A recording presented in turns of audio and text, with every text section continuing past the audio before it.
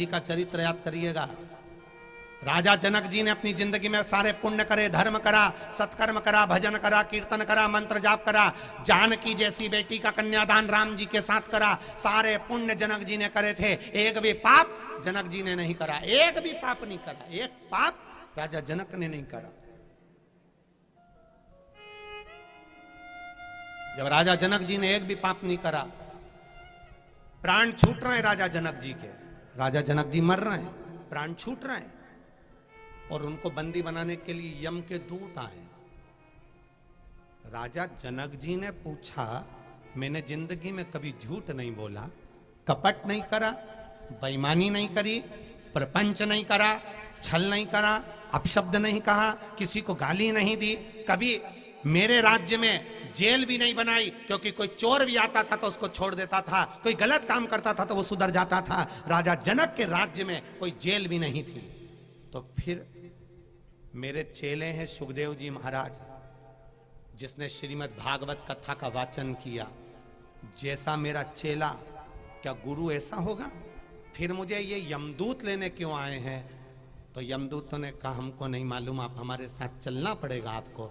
यमदूत राजा जनक जी को लेकर जब चले तो राजा जनक जी ने राजा धर्मराज से पूछा कि मैंने कौन सा पाप करा जो मुझे बैकुंठ की जगह नरक के रास्ते से लाया जा रहा है।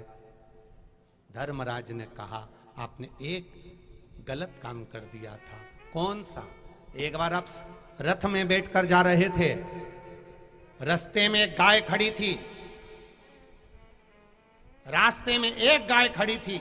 राजा जनक, आपने एक रथ पर बैठकर जाते जाते गाय खड़ी थी और आपने अपने सैनिकों से कह दिया कि गाय को हटाओ।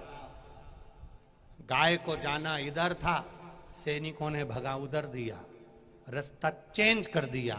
इसलिए तुम्हें भी जाना था बैकुंठ में, तुम्हारा रास्ता चेंज हो गया, तुम्हें नरक से जाना पड़ा। अब नरक में से राजा जनक निकलकर जा रहे थे तो नरक में जितने पापी बंधे हुए थे सब कारागार में पड़े हुए थे। राजा जनक जैसे ही गए तो राजा जनक के जाने से सारे पापी चिल्लाने लगे, महाराज हमको छोड़कर मत जाना, महाराज हमको छोड़कर मत जाना, महाराज हमको छोड़कर मत जाना। राजा जनक जी ने धर्मराज से पूछा, ये कौन है? तो कहा, ये सब पापी हैं, नरक का भोग भोग रहे हैं, तो ये मुझे क्यों रोक रहे हैं? मुझे रोकने का कारण क्या है? धर्मराज ने कहा, आपको रोकने का कारण केवल इतना सा है, आपने जो पृथ्वी पर दान करा, पुण्य करा, भजन करा, कीर्तन करा, सत्संग करा, कथा सुनी, आपकी कथा सुना हुआ ये शरीर जब नरक में आया है, इससे जो तरंगे निकल रही हैं, इससे छूकर, शरीर से छूकर जो हवा जा रही है, उससे इन पापियों को पुण्य प्राप्त हो रहा है और ये पापी पुण्य पाकर मुक्त होते चले जा रहे हैं। राजा जनक जी ने कहा, अब मुझे बैकुंठ मत ले जाओ, अगर मेरे शरीर से हवा लगकर इन पापियों का उद्धार हो जाए तो इससे बढ़कर सुख क्या होगा। देवताओं ने हाथ जोड़ लिए राजा जनक जी के, आपके जैसा पुण्य वाला कोई नहीं होगा। तो मेरी जीजियों, आपके शरीर से हवा लगकर अगर कोई पापी का भी कल्याण हो जाए ना, तो समझना कि दुनिया की सबसे बड़ी पुण्यात्मा आप हो। ट्रैक्टर उतार दे, गाड़ी वाला तुम्हें नीचे उतार दे, बस वाला तुम्हें नीचे उतार दे, अपने घर जाओ, 5 कदम 10 कदम चलकर जाओ, 10 कदम की जगह उसको 20 कदम चलकर जाओ, धीरे धीरे चलकर जाओ, तुम्हारे शरीर से हवा जो छूकर किसी के घर में भी प्रवेश करेगी तो ना जाने कितनों का कल्याण हो जाएगा। शिव महापुराण की कथा तो यहां तक कहती है, कोई भीख मांगने वाला भिखारी भिक्षुक भी अगर कथा सुनने वाले व्यक्ति के चरण की रज को शरीर से लगा लेता है तो उसका अगला जन्म भिखारी का नहीं होता, वो धनपति बनकर पैदा होता है। यहां तक शिव तत्व कर रहा है। बोल बम का नारा है, आवाज नहीं आई, बोल बम का नारा है, उसके सहारे पर जी। अपने जीवन में पुण्य करने का मौका मिल जाए तो कर लो, अपने जीवन में अच्छा कर्म करने का मौका मिल जाए कर लो, इस शरीर से जो तरंग निकलेगी वो तरंग भी ना जाने कितने जीवों का कल्याण कर देगी, कितने जीवों का।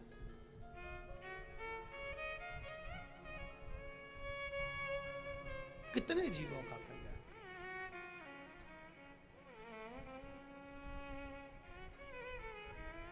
किसी दुर्बल को देखकर मत हंसना, किसी मोटे को देखकर नहीं हंसना, किसी कुरूप को देखकर नहीं हंसना, किसी विकलांग को देखकर मत हंसना, किसी बीमार व्यक्ति को देखकर मत हंसना, किसी ऐसे व्यक्ति को देखकर मत हंसना, कोई कर्जे में हो गया उस पर हंसी मत उड़ाना, कोई डूब गया उसको हंसी मत उड़ाना, कोई मर रहा है उस पर मत हंसना, किसी का शरीर में रोग हो गया उसको देखकर मत हंसना, ताने मत कसना।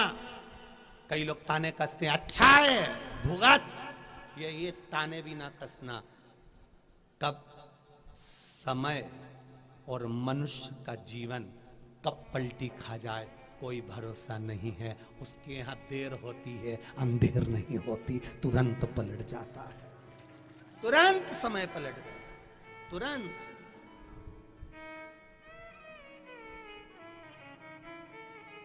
वो एक लाइन आप लोग गुनगुनाते रहते हो, कभी प्यासे को पानी पिलाया नहीं, अमृत पिलाने से क्या फायदा। कभी गिरते हुए को उठाया नहीं, बाद आंसू बहाने से क्या फायदा। कौन किसको पूछेगा।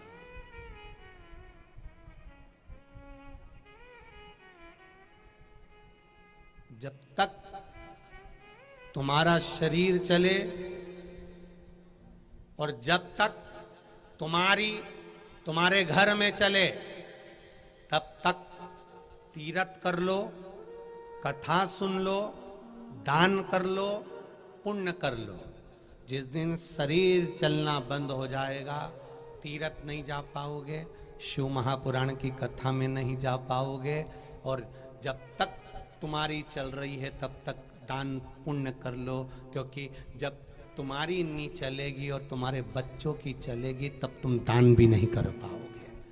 शरीर चले तीरथ कर लो, तुम्हारी चले दान कर लो, फिर नहीं कर पाओगे। ये शरीर नहीं चलेगा तो गाड़ी इतनी दूर छोड़ दे तो तुम पैदल चल सकते हो इतना? अरे बोलो बोलो, जम के बोलो, नहीं चल सकते। आज पांव चल रहा है, शरीर चल रहा है तो कथा में बैठे हो। शरीर चले और तुम्हारे घर में चले तब तक तीरथ करो, शरीर चले और तुम्हारे घर में चले अब तक दान पुण्य सत्कर्म भजन करो।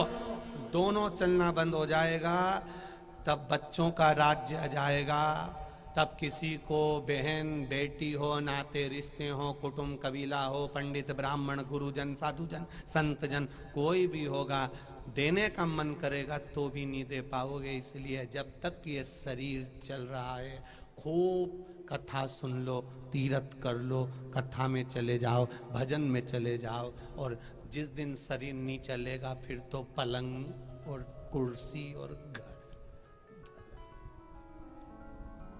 भला